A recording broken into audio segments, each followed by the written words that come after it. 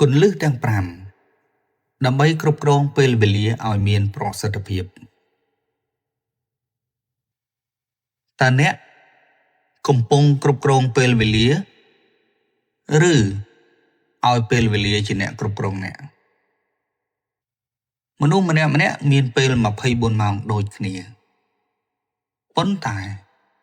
លទ្ធផលដែលទទួលបានគឺខុសគ្នាដែលវាអាស្រ័យទៅលើវិន័យនៃការប្រើប្រាស់វាសូមកុំរងចាំថ្ងៃស្អែកទើបចាប់ផ្ដើមរៀបចំផែនការចូលចាប់ផ្ដើមពីការកំណត់ពេលវេលាសំខាន់បំផុតនៅថ្ងៃនេះហើយដោះស្រាយវាឲ្យចប់តែម្ដងពាក្យចាស់ពោលថាពេលវេលាគឺជាមាសប្រាក់បើអ្នកដឹងពីតម្លៃរបស់វានឹងនាំអ្នកទៅរកភាពជោគជ័យដែលអ្នកប្រាថ្នាខាងក្រោមនេះគឺជាគន្លឹះទាំង5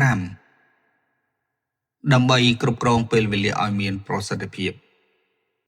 ទី1ការប្រើប្រាស់តារាងអាទិភាពដើម្បីគ្រប់គ្រងពេលវេលាឲ្យបានល្អអ្នកត្រូវដឹងពីភាពខុសគ្នារវាងការងារបន្ទាន់និងការងារសំខាន់ចូលចែកការងារជា4ប្រភេទទី1ការងារបន្ទាន់និងសំខាន់ដែលជាការងារត្រូវធ្វើភ្លាមប្រភេទទី2ការងារមិនបន្ទាន់តែសំខាន់ត្រូវដាក់កាលវិភាគ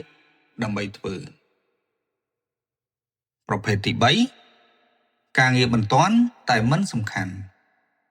ត្រូវប្រគល់ឲ្យអ្នកដទៃធ្វើជំនួសនិងប្រភេទទី4ការងារមិនបន្ទាន់ហើយក៏មិនសំខាន់សម្រាប់ប្រភេទនេះគឺជាប្រភេទការងារដែលយើងត្រូវលុបចោលការរៀបចំនិងគ្រប់គ្រងពេលវេលាបែបនេះនឹងជួយឲ្យអ្នកមានពេលរៀបចំផែនការវែងឆ្ងាយនិងកាត់បន្ថយ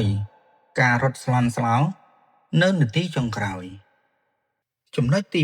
2ការអនុវត្តវិធីសាស្ត្រស៊ីកង្កែបលោក Brian Tracy បានលើកឡើងថាប្រសិនបើអ្នកត្រូវស៊ីកង្កែបដ៏អាក្រក់មួយជលស៊ីវា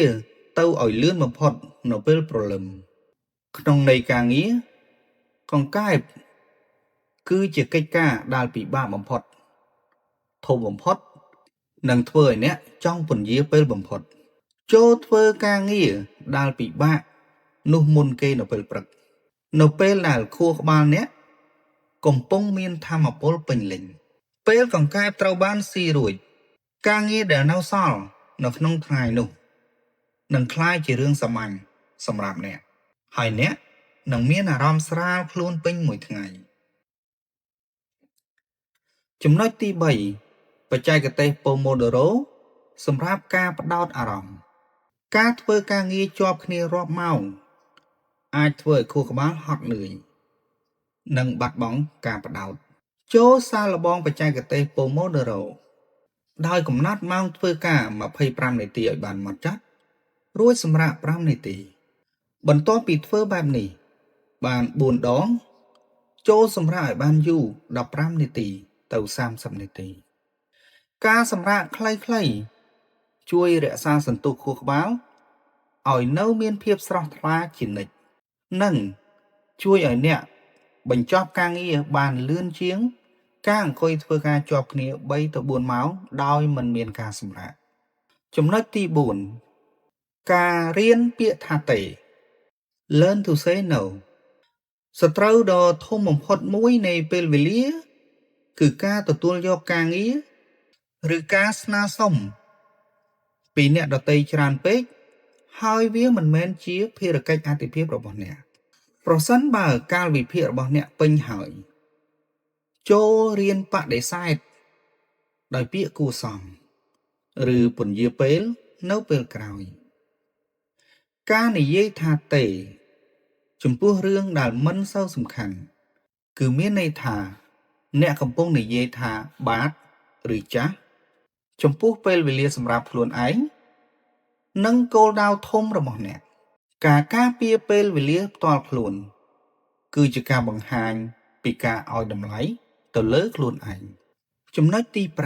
5ការធ្វើសវនកម្មពេលវេលាប្រចាំសប្តាហ៍ជារឿយយើងតែងតែឆ្ងល់ថាតើពេលវេលាពេញមួយសប្តាហ៍របស់យើងបាត់ទៅណាអស់ចូលចំណាយពេលចុងសប្តាហ៍15នាទីទៅ30នាទីដើម្បីពិនិត្យមើលថាតើអ្នកបានចំណាយពេលវេលាទៅលើអ្វីខ្លះ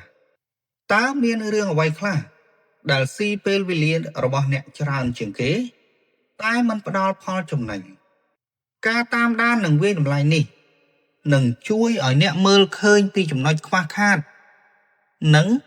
អាចរៀបចំផែនការសម្រាប់សប្តាហ៍ក្រោយឲ្យបានកាន់តែប្រសើរជាងមុនបើអ្នកមិនអាចវាស់វែងវាបានទេអ្នកក៏មិនអាចគ្រប់គ្រងវាបានដែរជាចុងក្រោយតើអ្នកអាចឆ្លើយបានទេថាតើអ្វីជាចោរលួចពេលវេលាដ៏ធំបំផុតរបស់អ្នកនៅថ្ងៃនេះអ្នកអាចប្រាប់ពួកយើងនៅក្នុងខមមិនខាងក្រោម